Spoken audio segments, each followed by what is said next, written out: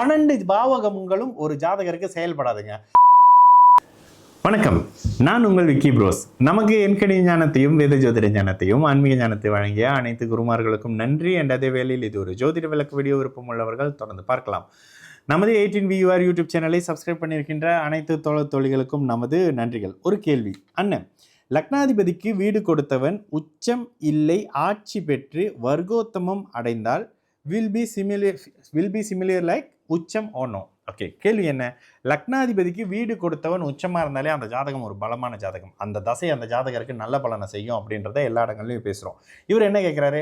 லக்னாதிபதிக்கு வீடு கொடுத்த பிளானட் உச்சமாக இல்லை, அதாவது ஸ்தான பலத்தோட இல்லை, அவரே ஆட்சியாக இருக்கிறாரு, வர்க்கோத்தமமாக இருக்கிறாரு அப்படின்ற பட்சத்தில் அவர் நல்ல பலனை தருவாரா அப்படின்னு கேட்குறாங்க. எந்த வகையிலும் வர்க்கோத்தமம் என்பது அந்த நவாம்சத்தினுடைய சார அமைப்புன்னு வரும். சாரத்தோட அடிப்படையில் நீங்கள் அடிக்கடி பார்த்தீங்கன்னா அந்த நட்சத்திர சாரத்துக்குள்ள பலன் இருக்கா அப்படின்னு நட்சத்திர சார பலன் சொல்கிற ஒருத்தரை நீங்கள் போய் பார்த்தீங்கன்னா உங்களுக்கு 12 பாவகத்துக்கு பலன் சொல்கிறேன்னு. அதாவது அந்த நேரத்தை ஓட்டுறது எப்படின்னு தெரியாமல் நடக்காததெல்லாம் சுற்றிக்கிட்டு வருவாங்க. 1ஆம் பாவகம் உங்களுக்கு என்ன சொல்கிறது என்றால் 2ஆம் பாவகம் என்ன சொல்கிறது என்றால், இது எனக்கு ஒரு அனுபவமே இருக்குது. ஒருத்தர் கால் பண்ணி பேசுகிறார், வேற ஒருத்தவங்க எனக்கு கால் கனெக்ட் பண்ணி கொடுக்குறாங்க, இந்த சிஸ்டம் படி பாருங்கள் அப்படியே சொல்லுவாருன்னு. முதல்ல ஏற்கனவே எல்லாமே கேட்டார், அப்பா இருக்காரா இல்லையா எல்லாம் கேட்டுக்கிட்டே அப்படியே சொல்லிட்டே வந்துட்டு 9ஆம் பாவகப்படி உங்களுக்கு தந்தை இருக்கக்கூடாது, தானங்க கேட்டீங்க, அப்பா இல்லைன்னு தான் சொல்லிட்டேனே அப்படின்னு. இந்த மாதிரி உங்களுக்கு அந்த பாவக வழியில் ஒருத்தர் 12 பாவகத்துக்கும் பலன் சொல்லிட்டு வர்றாருன்னா அந்த அமைப்புகளுக்குள்ள போகாதீங்க. ஏன்னா முதல் விஷயம், 12 பாவகங்களும் ஒரு ஜாதகருக்கு செயல்படாதுங்க. எந்த இடத்துல இருந்து கிரகம் தசை நடக்குதோ உங்களுக்கு அந்த பாவகங்கள் அந்த தசையில மட்டும் செயல்படுத்தும். இப்படிதான் அந்த அமைப்பு. அப்போ இந்த இடத்துல ஏன் இதை நான் சொல்றேன் அப்படின்னாக்கா, வர்க்கோத்தமம் என்பது வர்க்க உத்தமம். ஒரே அமைப்புகள்ல ராசி கட்டத்துல ஒரு குரு சிம்மத்துல இருக்கிறாரு, ராசி கட்டத்துல குரு சிம்மத்துல இருக்காரு, நவாம்ச கட்டத்திலையும் அதே சிம்மத்துல இருக்கக்கூடிய குரு வர்க்கோத்தமம் அப்படின்னு சொல்லப்படுது. இப்ப நீங்க என்ன கேட்குறீங்க? ராசி கட்டத்திலையும் தனுசு வீட்டுல இருக்கிறாரு, நவாம்ச கட்டத்திலையும் தனுசு வீட்டுல இருக்கும்போது குரு மூலத்திரிகோண வலு ஆட்சியின் மீது மீனத்தில் அடைவார், தனுசுல மூலத்திரிகோண வலு அப்படின்னு அடைவார். இந்த மூலத்திரிகோண வலுன்றது அவருக்கு பலம் தானே அப்படின்னு கேட்டீங்கன்னா, இந்த இடத்துல ஆட்சி பெற்று வர்க்கோத்தமம் அடைந்த சிவில இலக்கா இருக்கா? ஓகே, இந்த இடத்துல வர்க்கோத்தமம் எந்த வீட்டில் அந்த கிரகம் பெற்றிருக்குங்க? தனுசு வீட்டில் பெற்றிருக்கு. அந்த கிரகம் சுபத்துவ நிலையில இருக்குது.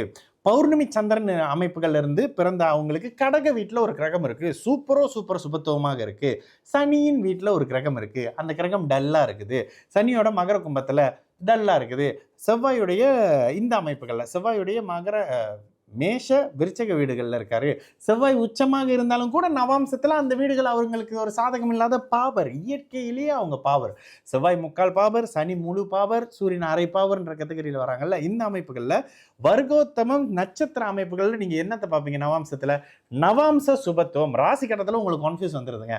டப்புன்னு நவாம்சத்தில் எந்த கிரகம் குருவின் வீட்டில் இருக்குது, பௌர்ணமி சந்திரன் வீட்டில் இருக்குது, அந்த கிரகம் சுபத்துவம் லக்னாதிபதியாக இருந்தாலும் இப்படி பார்க்கணுமே தவிர இந்த வர்க்கோத்தம அமைப்புகள்லாம் பார்த்தீங்கன்னா பின்னுக்கு போயிடுவீங்க, ரொம்ப பின்னடைஞ்சிருவீங்க. உங்களால் பலன் சொல்ல முடியாத நிலையில் வந்துடும்.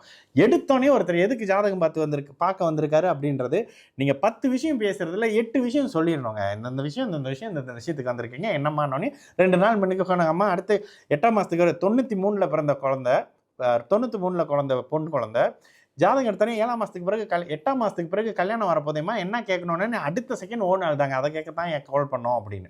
இந்த மாதிரி பலன் சொல்கிறதுக்கு இந்த அமைப்புகள்லாம் ஒத்து வராதுங்க. எடுத்தோடனே நீங்கள் டப்புன்னு அவங்க என்ன கேட்க வந்திருக்காங்கன்றதுல ஒரு விஷயமாவது நீங்கள் சொல்லிடணும்ல. இந்த அமைப்புகளுக்கு இந்த வர்க்கோத்தமம் இந்த அமைப்புகள்லாம் விட சுபத்துவம்ன்ற அமைப்புகள், இந்த சூட்சும அமைப்புகள், ஸ்தான பலம், திக்பலம், திருக்பலம், இந்த அமைப்புகளை பார்த்தீங்கன்னா டப்புன்னு ஒரு விஷயத்தை நீங்கள் எடுத்து சொல்லிடலாம். சரிங்களா? நல்லது நடக்கும், எல்லோரும் நல்லா இருப்போம். நான் உங்கள் விக்கி ப்ரோஸ். வணக்கம்.